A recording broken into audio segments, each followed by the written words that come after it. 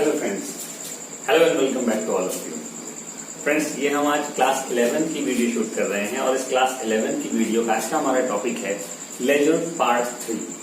जैसा कि मैंने अपनी प्रीवियस लेजर्स की वीडियो में आपको बताया था कि हम लेजर पे काम जब कर रहे थे तो हमने 3 तरह के लेजर की बात की थी। पहला हमने लेजर पे बात की थी जो कि थे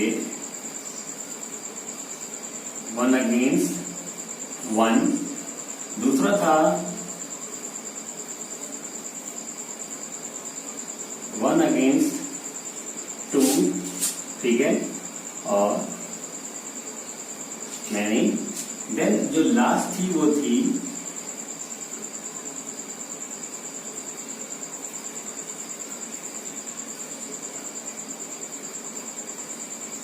मैनी अगेंस्ट मैनी। मैंने 3 तरह की कैटेगरी में आपको डिवाइड करके लेजर बताए थे। ऐसा है कि आप अगर इनको किसी बुक में ढूंढने जाओगे ना तो आपको किसी भी प्रोडक्शन की बुक में ये ऐसा कुछ लिखा नहीं मिलेगा। हाँ, लेकिन जैसा कि हम हमेशा शॉर्टकट में आपको सिखाने की कोशिश करते हैं कि चीजें आपके दिमाग में बैठें, आपको हमेशा के लिए याद रहे, तो इसलिए मैंने खुद से ही इन लेजर्स को 3 कैटेगरी में डिवाइड किया था। और मैंने आपको बताया था कि 1 अगेंस्ट 1 जब जर्नल एंट्री में डेबिट की तरफ एक अकाउंट हो और अगेंस्ट यानी क्रेडिट की तरफ भी एक अकाउंट हो।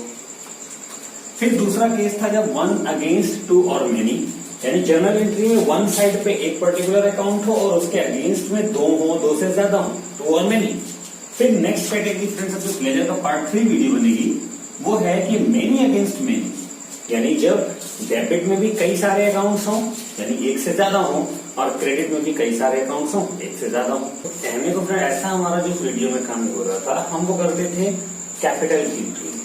उस कैपिटल की एंट्री में आप अक्सर देखते थे डेबिट की तरफ कैश अकाउंट, कैपिटल आपका क्रेडिट की तरफ, डेबिट की तरफ। और दूसरे अकाउंट की बात करूं तो bank account, bills receivable, then opening stock भी हमारा हो सकता था, बैंक हो सकता था, फर्नीचर हो सकता है डेबिट में। और क्रेडिट में अगर बात करें तो कैपिटल के साथ साथ creditors, then bank loan and कई सारी चीजें, ठीक है। तो ऐसी एंट्री को मैं आपके सामने रखता हूं और फिर उस एंट्री से रिलेटेड लेजर कैसे बनेंगे आपको ये सिखाता हूं, ठीक है। तो अगर उस एंट्री का एग्जाम्पल लें तो कैश अकाउंट दिया,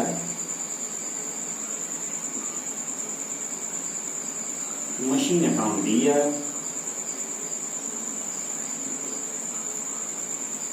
बिल्डिंग अकाउंट दिया। और अगर कोई पुराना स्टॉक है जिसके साथ आप स्टार्टिंग कर रहे हो तो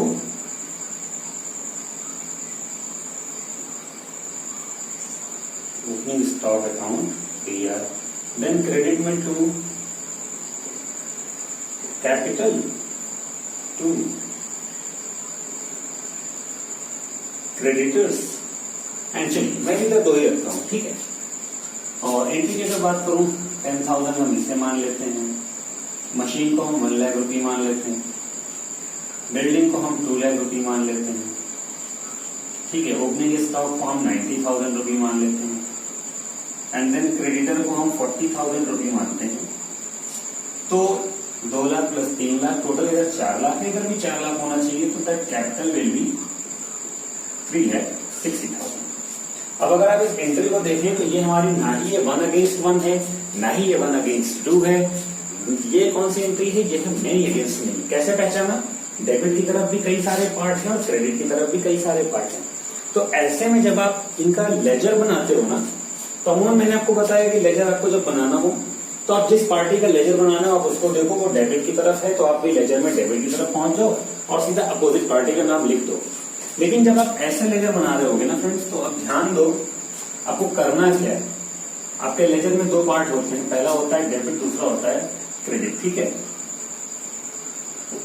अब आप ये जिस चीज का लेजर बना रहे हो, मैं आप चाहे कैश का बनाओ, मशीन का, बिल्डिंग का, ओपनिंग स्टॉक का, कैपिटल का या क्रेडिटर का, किसी का भी आप अकाउंट बनाओ, आपको एंट्री में सबसे पहले एंट्री तो ये मिलेगी ना, क्योंकि ये कैपिटल की एंट्री है, ठीक है। अगर आपको ये सबसे पहली एंट्री मिलती है, सपोज दैट मान लेता हूं आप कैश का अकाउंट बना रहे हो, ठीक है। आप कैश का अकाउंट बना रहे हो तो आपको सबसे पहले कैश कहां मिला? ओपनिंग एंट्री में मिला। अब हम कहते हैं कि आप इसकी अपोजिट पार्टी देखिए, ठीक है। कैश का अमाउंट है 10,000, अपोजिट पार्टी में 2 लोग हैं, ठीक है। अब कैश की अपोजिट पार्टी में दो लोग हैं, लेकिन हम कैश का रिलेशन कंफर्म नहीं कर सकते हैं क्योंकि कैश खुद 10,000 है और क्योंकि ये मेनी अगेंस्ट मेनी का केस है तो हमें कंफर्मेशन नहीं मिलती कि इनकी अपोजिट पार्टी कौन है। अपोजिट पार्टी आपको दो दिख रही है, लेकिन कंफर्मेशन के साथ आप किसी को नहीं बोल सकते कि इनका रिलेशन पर्टिकुलर किस अकाउंट से है।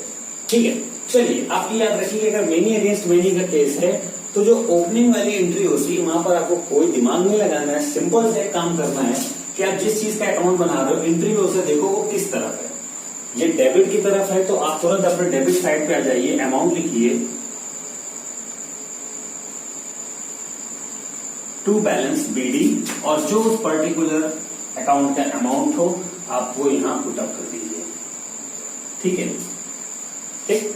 अभी सपोज दैट अगर आप मशीन, अब इसके बाद आपको कैश जहां कहीं मिले आप उसके हिसाब से एंट्रियां करते जाइए।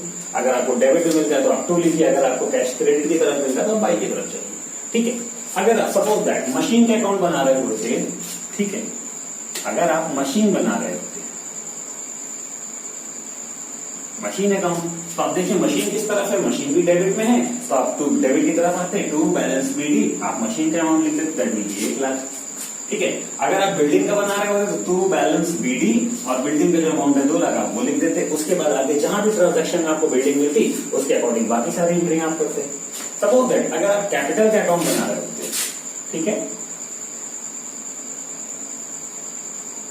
अगर आप कैपिटल का अकाउंट बना रहे होते तो आप कैपिटल किस तरफ है, अब कैपिटल है क्रेडिट की तरफ, तो आपको क्रेडिट की तरफ आना पड़ता जो कि होता बाई बैलेंस बीडी और जो भी इसका अमाउंट है 3,60,000 आप वो फाइनलाइज करते और फिर ये ब्लैंक रहता। ठीक है, और अगर आगे कहीं और कैपिटल का नाम होता तो आप बाकी एंट्रियां पास करिए, नहीं है तो सीधा इसी को सीडीबीडी करिए। ठीक है, अगर आप क्रेडिटर्स का बनाते तो इसका नाम आप केवल चेंज कर देते या क्रेडिटर्स अकाउंट कर देते और यहाँ पे बाई बैलेंस बीडी एग्जैक्टली होता। क्यों? क्योंकि ये क्रेडिट की तरफ है और अमाउंट इसका होता 40,000। ठीक है, अगर आपके क्वेश्चन में इस क्रेडिटर का नाम दिया हुआ है तो आप उसका नाम लिखिए। हो सकता है क्वेश्चन बता दे कि मिस्टर राम, ठीक है, आपके मिस्टर राम है या ड्यू फ्रॉम समवन, तो समवन का आप यहाँ पे नाम लिखिए और एग्जैक्टली उसी के नाम का अकाउंट बनाइए और यहाँ पर आप बाई बैलेंस बीडी लिख के इसको लिखिए। और अगर एंट्री में आगे उसी पर्टिकुलर मेंबर को आपने कोई पेमेंट और कंसर्न की है तो आप उस पेमेंट की एंट्री करिए। ठीक है फ्रेंड्स, तो उम्मीद करता हूँ कि आज के ये एक्सप्लेनेशन मैंने आपको काफी अच्छे समझाए होंगे। चलिए इसी से संबंधित एक मैं क्वेश्चन, इसी से रिलेटेड एग्जैक्टली मैं आपको क्वेश्चन देता हूँ जिस पर आपको पहले जर्नल एंट्री पास करनी है, क्योंकि जर्नल एंट्री पास करने के लिए आपको अपने प्रीवियस रिकॉर्ड्स बहुत अच्छे से याद होने चाहिए।